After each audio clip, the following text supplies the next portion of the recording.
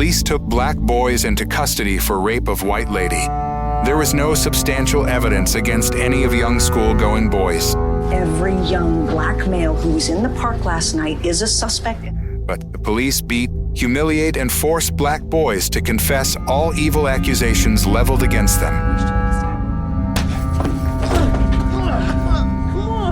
The poverty and color of skin put the boys in a vulnerable situation, but things were ready for a new and shocking change.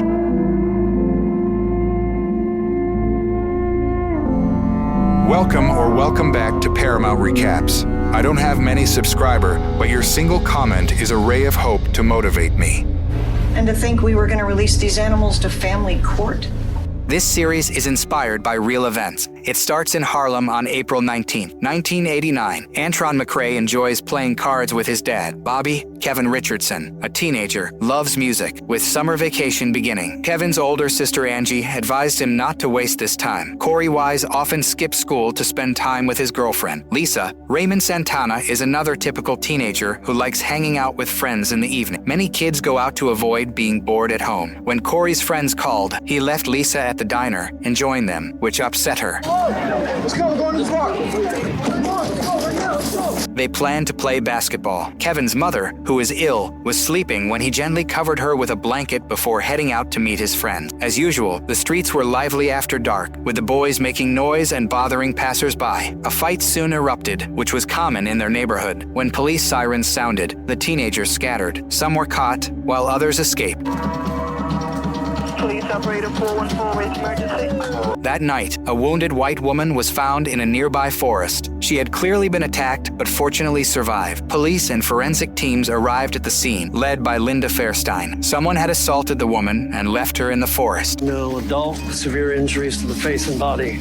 At the police station, Richardson arrived for her 14-year-old son Kevin, who was in 8th grade. Mr. Santana and his mother also came, but the police didn't release Raymond immediately. All the boys detained were questioned. One claimed he had done nothing wrong in the park. Linda Fairstein hoped one of them might have seen something related to the woman's case. Antron McCray's parents knew he had been in the park that night, and many of his friends had been detained for mischief. Antron had escaped and told his father about the chaos. His father was disappointed, not having raised him to act that way. Soon, the police came to their house, and Mr. McCray realized this was serious. An officer asked Antron to bring the clothes he wore the previous night. The head of the detective department updated the press, stating the woman was in critical condition. Linda Fairstein compiled all available information and created a timeline, concluding that the boys were not just witnesses, but suspects. At Linda's request, Nancy Ryan from the prosecutor's office, part of the Major Crimes Unit, arrived. District Attorney Robert Morgenthau listened to Linda's report, which claimed the boys attacked cyclists and joggers and were involved in the park incident. Robert assigned Nancy and Linda to investigate further. Linda presented her version of events, calling the crime heinous and referring to the boys as animals who deserved the harshest punishment. Nancy, however, saw no connection between the boys and the park incident. She wished Linda luck and left. Determined, Linda aimed to see the case through, asserting any black man in the park that night could be a suspect. The entire department was involved in the investigation, stopping and questioning every black man on the street. When officers spotted Korey and his friend Yusuf Salam, the boys wanted to leave, but a detective noticed them. Suspicious, the officers detained Yusuf for identification, and Korey went along to support him. The boys didn't return home, worrying their parents. Linda instructed detectives to treat the detainees as dangerous criminals, not teenagers. Kevin was the first to be questioned by Detective Hardigan and his colleague, who asked about the previous night in the park. Kevin didn't know all the name, grew increasingly nervous under pressure, and worried about his sick mother. Antron was questioned in his parents' presence and had to confirm he was with the boys attacking passers-by. Yusuf insisted he hadn't attacked anyone and regretted going out that night. Raymond, who looked older than a 7th grader, didn't understand the park incident. When accused of attacking the woman, the boys and their parents were shocked. Detectives lied, claiming the others had confessed, to mislead and pressure the boys into false confessions. Using this tactic, they intimidated the boys into blaming each other. Antron's mother had a hysterical fit and was taken out of the interrogation room. Trying to stay calm, Mr. McCray asked Detective Hildebrandt for a private conversation, explaining his son was a quiet boy who never hurt anyone. Bobby McCray, having been in prison in the past, but now working a good job, was a model citizen. The detective advised Bobby to talk frankly to his son, alone. Bobby told Antron to say what the police wanted, even if it Trisha was a lie to get out. Antron insisted he was innocent. Bobby, losing composure, said the police always get what they want, so Antron had to cooperate. Their conversation was interrupted by detectives. The victim was Trisha Maley, a white woman jogging that evening. Her boyfriend said she was an experienced runner. Someone grabbed her on a deserted road near the park. With a 45-minute discrepancy in the timeline, Michael Sheehan suggested adjusting the crime time. To align their version, detectives altered the sequence of events in the case files. Mr. Santana, confused, was brought in. Hearing the accusation, he couldn't believe it. Raymond told his father to calm down, claiming he had made a deal with the investigators and said Kevin attacked Trisha Maley first. Meanwhile, another detective persuaded Kevin to testify against Raymond and Antron, confirming everything the detective said. Despite neither Raymond nor Antron being in the park, Kevin, scared, claimed otherwise, saying he tried to help the woman. Angie arrived at the police station for her brother. After reading his statement, she couldn't believe Kevin was involved. Kevin, in tears, insisted he did nothing wrong and begged her to sign the document so he could go home. Angie hesitated, but detectives pressured her to sign. Having obtained the necessary testimonies, the police were confident the case would go to court. Yusef's mother learned of his detention and rushed to the station. Linda claimed Yusef refused a lawyer, but Sharon threatened to contact the New York Times, exposing the police for interrogating a minor without parental consent. Eventually, she was permitted to see her son. She embraced him and assured him they would not decline a lawyer. The detectives did not stop Mrs. Salem as she led her son out of the interrogation room. Mr. Santana had to sign all the documents given to him by the detectives. Raymond hadn't eaten for 18 hours, so his father asked if he could get some food for his son. The detective allowed him 5 minutes before Raymond would be taken to a cell. Mr. Santana was devastated, as was his mother, who cradled Raymond as he dozed. The father knew his son was innocent of the accusation. Linda met with Assistant District Attorney Elizabeth Lederer, who had reviewed the case files. All 5 boys had different stories, but Linda was determined to proceed. Antron was questioned again, denying involvement and claiming he was merely a bystander. Elizabeth pointed out the lack of physical evidence against the boys and the inconsistencies in their statement. The detectives decided that Korey Wise would be the key to linking the stories together. The case created a media frenzy. Korey's mother, Dolores, went to every station searching for her son. As the police provided no information, the press hounded her. That morning, she discovered her son was at the 24th precinct. Korey met with Elizabeth Lederer to give a statement, unaware that detectives had beaten him and threatened that if Trisha Maley died, he would never be released. During his conversation with Elizabeth, Korey testified on camera against Raymond, Yusef, Kevin, Antron, and himself. Korey insisted it was his first and last such experience. Due to overcrowding in juvenile detention, Korey was placed in an adult cell. The other boys were also struggling but finally had the chance to meet. They had been coerced into testifying against each other and regretted it. The police left them no choice but to lie. Prioritizing quick convictions over justice, the boys were transferred and became the center of intense media attention. A few days earlier, they were just regular teenagers. Now, they faced prison for a crime they did not commit. 6 months had passed since the arrest. Due to her injuries, Trisha Maley could not remember the attack or identify the assailants. Doctors were unsure if she would fully recover. The 5 boys remained the main suspects, with authorities attributing the crime to poverty and teenage aggression. Some in society believed the arrests were racially motivated. Antron McCrae and Yusef Salem were released on bail, but Korey, the only 16-year-old, remained in custody. The case was widely discussed in the news. Kevin, the youngest, was very anxious, and his mother had nearly gathered the necessary bail through church donations. Korey regretted going to the police station with Yusef that day, not realizing the consequences. The Reverend, who believed in the boy's innocence, raised bail for Yusef. Sharon Salem couldn't avoid the press and broke down when she learned a politician was calling for the harshest punishment for Yusef. She confided in a friend, knowing the boys were judged by their skin color. Determined to protect her son, she found a lawyer, Mr. Burns, who typically handled family law. Antron McCrae's defense would be handled by Mickey Joseph from the Legal Aid Society. Korey Wise's lawyer, Colin Moore, an activist, promised Dolores Wise he would bring her son home. Peter Rivera, an assistant district attorney in the Bronx, would represent Raymond Santana. Kevin Richardson's lawyer was Howard Diller. Elizabeth Lederer knew these were career-making cases for the defense attorneys, and they were determined to win. They discussed the case details, aware that there was no physical evidence against the boys, but convincing the jury that the confessions were coerced would be challenging. Elizabeth planned multiple hearings,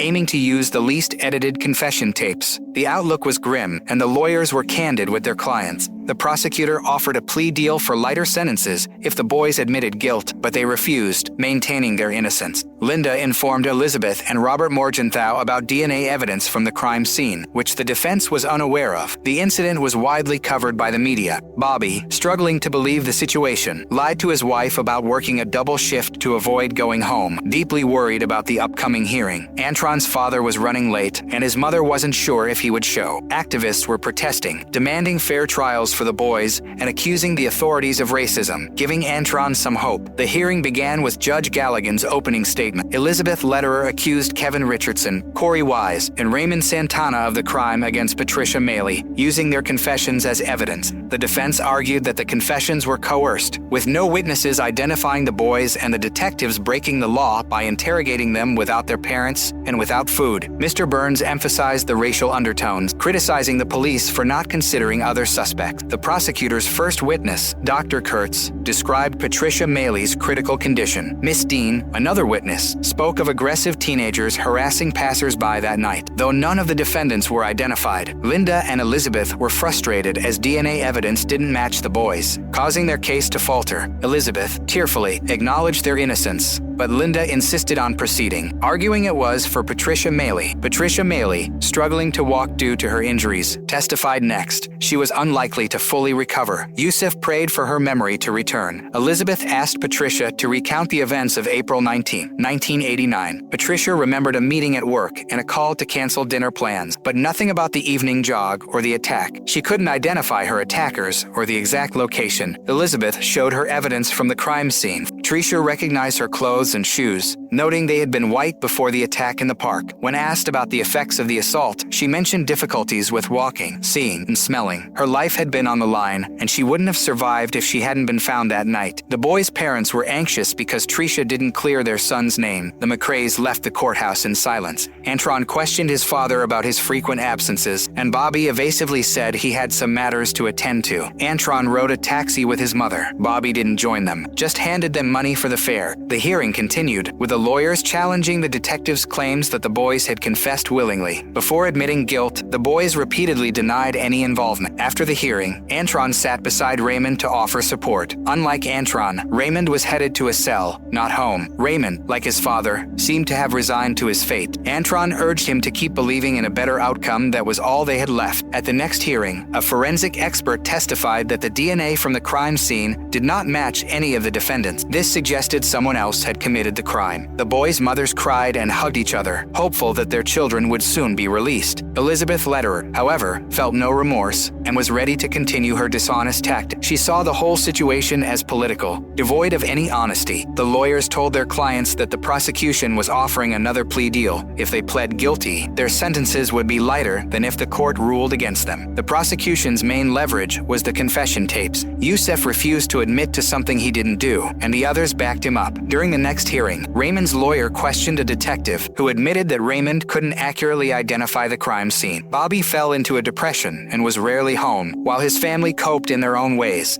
It was a tough decision for Bobby to return. The McRaes attended the next hearing, joined by hundreds of supporters who believed the boys were framed. Antron couldn't hide his resentment towards his absent father, whose shame over being a bad father was evident. Bobby took the stand and recounted how the police had threatened him and his son. He regretted telling Antron to say whatever the police wanted during the interrogation, a mistake made in the hope of getting his son released. Elizabeth Lederer continued to argue that the confession tapes were solid evidence. On the tape, Antron detailed the attack on Tricia Maley. Antron felt it was all over for him, but Mickey Joseph encouraged him to keep fighting. The jury watched videos of the boys' confessions, which didn't appear coerced. The boys cried while watching, with tears. Korey said Detective Hild Debrine had hit him to force a confession. The detectives had convinced the boys they would just be witnesses if they cooperated. Elizabeth dismissed Korey's claims, noting he had signed the confession. Korey, struggling to read, was further grilled about his school attendance. Frustrated, he refused to answer more questions, realizing that talking was why he was there in the first place. Raymond seemed resigned to the injustice. When Antron cried, Raymond and Yusuf comforted him. The prosecution and defense continued their battle. The lawyers argued there was no evidence or witnesses against the boys, but Elizabeth maintained their guilt. The judge eventually announced the verdict. Each boy was found guilty. The boys and their parents wept, feeling powerless. For Raymond's grandmother's birthday, a family party was held, but her mood was far from celebratory. She tearfully spoke about her grandson, convinced he had been framed. Later,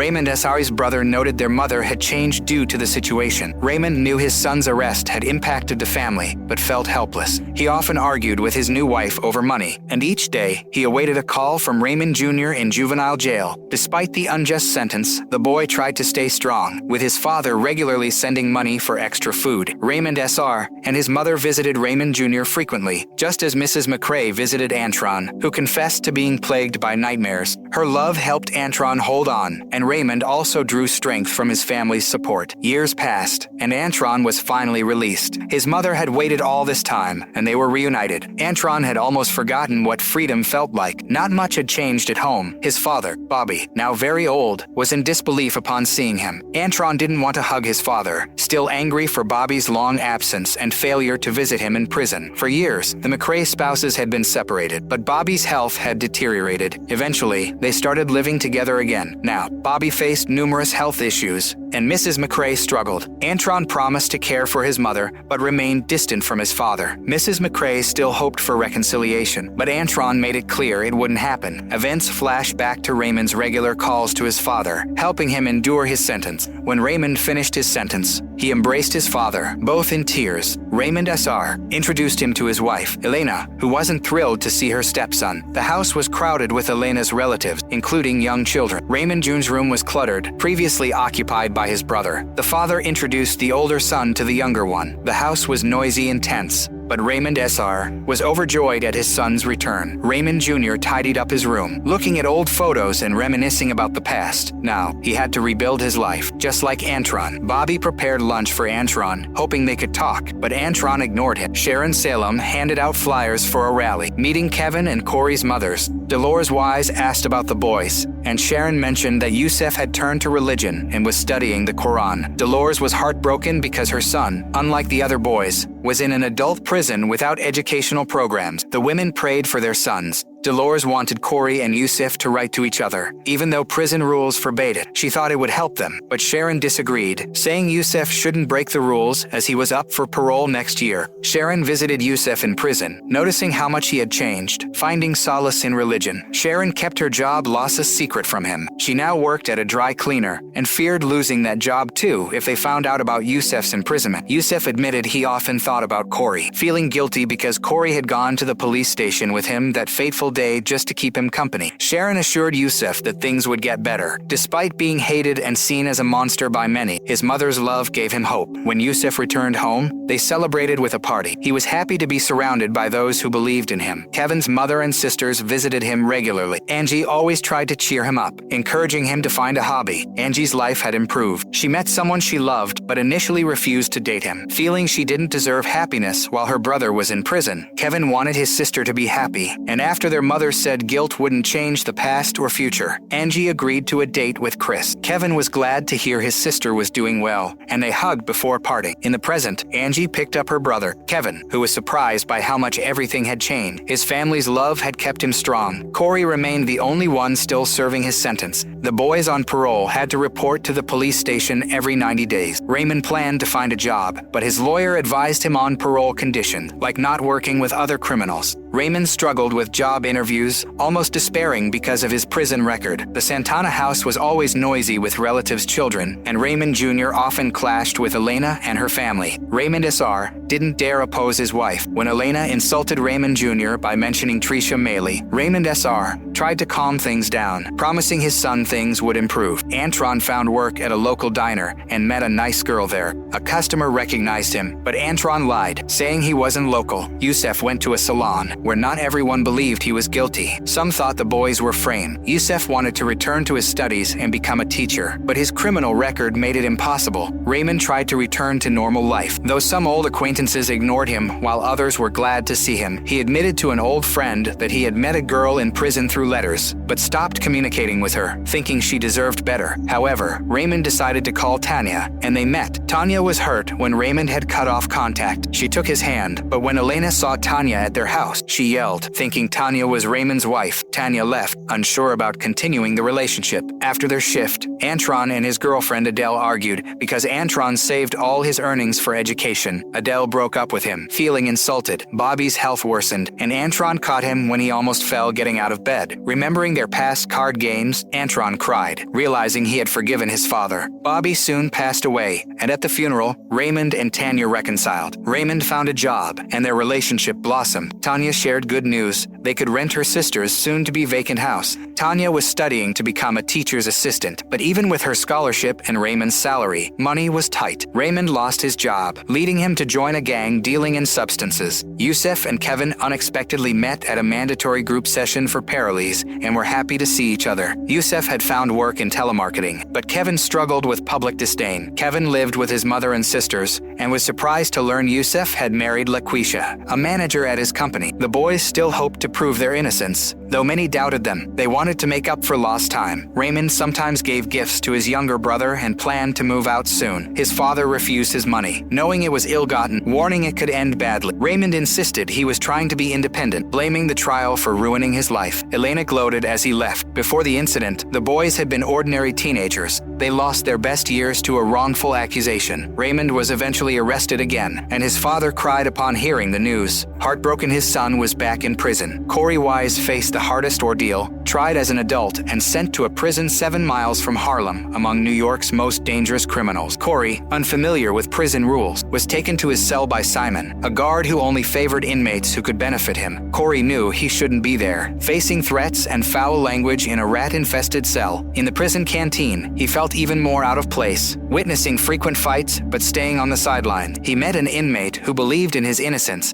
and suggested filing a petition for transfer, which could take years. On his way to the library for help, Korey was blocked by 2 big guys. He begged them not to touch him, angering them more. Simon watched but didn't intervene, leaving Korey beaten and in the medical unit with bruises. The nurse seemed very kind, Korey cried, intending to talk to the warden or the guards. The nurse advised him not to do this, otherwise, the medicine might not help next time. Korey didn't know what to do now and needed help. He was unable to stand up for himself. All the nurse could do for him was to ease his pain a little. Korey had to return to his cell. Simon repeated to the boy that he only protects those who can be of some use to him. Dolores was unable to visit her son right away because this prison is quite far from Harlem. Korey also has a brother, but he hasn't been in touch with their mother for a long time. Korey tried not to show how bad it was for him here so as not to upset his mother. The boy wanted to write a letter to Yusef, but they are forbidden to correspond. Now he is completely alone. If Korey gets approval for a transfer to another prison, the mother could visit him more often. Korey asked her to put some money on his prison account. Dolores, in tears, told her son that she had nothing to give him, but she promised to come up with something later. Simon approached Korey and advised him not to go to the medical unit anymore because only snitches go there. Korey realized that to survive he must either adapt to the new conditions or achieve a transfer to another prison, and Korey did get a transfer to another prison. However, it is 352 miles from Harlem, much farther from Korey's family. It was 1991. Other inmates who had heard about Korey's case gave him a less than warm welcome. Guard Roberts stopped the fight, ordering the inmates to return to work. However, as soon as Roberts left, they attacked Korey again. When Roberts found out, he intended to take Korey to the infirmary, but Korey refused, asking for permission to be transferred to a solitary cell. His request was granted. Korey often remembers and curses the day he agreed to go to the police station with Yusef so as not to leave him alone. Korey had always been a good friend, and it played against him. He was simply in the wrong place at the wrong time. In the solitary cell, Korey slowly started to lose his mind. He imagined talking to his brother, Norman, who considered himself a girl. When they were teenagers, Korey shared his grand plans for the future with Norman. Korey dreamed of becoming a police officer and dedicating his life to helping people. However, Korey's dreams were not destined to come true. Roberts came to his cell and told him that the Reverend wanted to see him. The priest sadly informed Korey that his brother Norman had perished last week. Korey recalls how their mother used to throw Norman out of the house for wanting to become a woman. Norman would have left anyway because it was unbearable for him to stay at home any longer. Their mother constantly insulted Norman, calling him a clown and a disgrace to the family. Norman asked to be called Marcy, but Dolores was not going to do it. Korey didn't want his brother to leave, but their mother made it clear that she would no longer tolerate Norman in the house. Because of him, she had lost almost all her friends. Saying goodbye to Korey, Norman left. Now, remembering his brother, Korey cries and asks for permission to call his mother, the only close person he has left. When Korey was on the edge, edge. Roberts hugged him to calm him down. He really seemed to care. Korey had so much he wanted to say to his brother, but never got the chance. Now he was just sobbing. Korey was taken back to his solitary cell. The ventilation system was broken, making it extremely hot. This drove Korey even more insane. Roberts felt sympathy for Korey and brought him books. Now Korey at least had something to occupy himself with. He still hopes to receive a letter from one of his loved ones. Roberts became Korey's only friend here, but it still upsets Korey that no one calls or writes to him from home. One day, Korey received a special gift from Roberts. The guard also got Korey a job as a prison janitor, promising that none of the inmates would harm him anymore. Roberts believes Korey deserves to be treated humanely. Korey diligently performed his duties to not disappoint his new friend. When the ventilation system was fixed, Korey was as happy as a child. Soon, Korey felt more confident and stopped being afraid. Now he could stand up for himself and once even fought with another inmate over the TV volume. Roberts did not expect this from him at all. Soon, there was a court hearing regarding Korey Wise's request for parole. A bruise from the fight the day before was clearly visible on his face. When the commission members asked Korey if he was ready to fully admit guilt and take responsibility for the crime, Korey couldn't bring himself to say yes. Finally, for the first time in a long while, Dolores visited her son in prison. She now lives very far from here. Unable to hold back, Korey burst into tears, begging his mother to visit more often. The separation was very hard on them. Dolores urged her son to pray and not lose faith. However, Korey is losing hope. One day, he asked Roberts if he could transfer to another prison. It's his only way to see his mother more frequently. Roberts replied that it was risky because there was a chance he could be transferred even farther away. But Korey was willing to take the risk, believing that his streak of bad luck had ended. Unfortunately, Korey was terribly mistaken. In 1993, Korey ended up in a prison even farther from Harlem, 366 miles away. There was no one like Roberts to defend him there. When Korey was attacked, the local guard not only failed to stop the fight, but actually helped the other inmates. Korey ended up in the prison's intensive care unit in serious condition. It would be a miracle if he could walk and chew without pain in a month. Surprisingly, Korey recovered much faster than the doctors had predicted. The guard admitted to Korey that he had incited the inmates to attack him. Korey had to choose between staying in solitary confinement or returning to the general prison block. Naturally, Korey chose solitary. He often thought about his ex-girlfriend Lisa and how his life would have been different if he had stayed with her at the diner that night. He would give anything to change his past decision to see the world with Lisa and live each day as if it were his last. Korey hadn't valued his freedom before and took it for granted. At the next parole hearing, Korey still refused to admit guilt. In his cell, he cried out in frustration and hatred for everyone and everything, knowing he was there unjustly. He felt helpless. He knew his mother wanted to help him and didn't resent her for rarely visiting. More than anything, Korey longed to hug his mother. In 2001, Korey was transferred to another prison 266 miles from Harlem. Unexpectedly, he saw his old friend Roberts there. Korey seemed to have come to terms with his new reality and tried to stay in shape. When the next hearing came, Korey refused to attend, determined not to lie. He gained the respect of other inmates by steadfastly maintaining his innocence. Macias Reyes, a former adversary, encouraged Korey not to lose faith, though Korey saw these as empty words. What Korey didn't know was that Macias had requested a meeting with authorities. District Attorney Robert Morgenthau and his assistant Nancy Ryan were stunned when Macias confessed to the 1989 attack on Tricia Maley. Macias recounted the incident in detail and admitted he acted alone. He had followed Tricia as she jogged, knocked her out from behind, and dragged her into the park. Believing she wouldn't survive, he left her in the woods. Nancy Ryan met with one of the detectives from Tricia's case and reviewed the evidence, finding numerous discrepancies. She realized the detectives had coerced the teenagers into confessing under pressure. Now, each detective denied they had interrogated the boys for 42 hours straight, depriving them of food and sleep. Macias confirmed he committed the crime alone and voluntarily provided a DNA sample. Having turned to religion, he didn't want anyone else to pay for his sin. Nancy met with Linda Fairstein, who still refused to admit she was wrong, despite all the evidence pointing to Macias, including a detailed account and matching DNA. Linda refused to listen and left. Korey was shocked when the guard came for him. Fearing bad news, the warden handed him a phone, and he heard his mother's voice telling him he would be released soon. Korey couldn't believe it when he learned the real perpetrator had confessed. His mother, Dolores, was in tears. Her prayers finally answered. The other boys had already returned to normal life, except for Raymond, and didn't expect justice. But it happened. The news spread widely. If the detectives had done their job properly, 5 lives wouldn't have been ruined. Justice was served, not by the police, but because the real culprit came forward. Raymond was also released, and his father picked him up. All charges against the boys were dropped, and the case received extensive media coverage. The boys, whose youth was stolen, regained their good names. As a free man, Korey thought of Lisa and went to the diner where they used to enjoy fast food. In 2014, all 5 men received $41 million in compensation, the largest payout in New York State history. Antron McCrae married and became the father of 6 children, living with his family in Atlanta, Georgia. Raymond Santana Jr. is the proud father of a teenage daughter, Melia, and lives in Georgia, where he founded a clothing company. Yusuf Salom also lives in Georgia, is married, and has 10 children. He writes books and advocates for justice system reform. Kevin Richardson lives in New Jersey with his wife and 2 daughters. In 2017, he earned his high school diploma, 28 years after his arrest. Korey Wise remains in New York City. In 2015, he started a project providing free assistance to the wrongfully convicted. Thank you so much for watching. If you enjoyed this video, please give it a thumbs up. It really helps the channel out. If you're new here, don't forget to hit that subscribe button and ring the notification bell so you never miss an update. We'd love to hear your thoughts, so drop a comment below with your suggestions for future videos, any questions you have, or just to say hi. Your feedback is super important to us and helps us create better content for you. Also, feel free to share this video with your friends, family, and on social media. It really makes a big difference and helps our community grow. You can follow us on Insert your social media handles for more updates and behind-the-scenes content.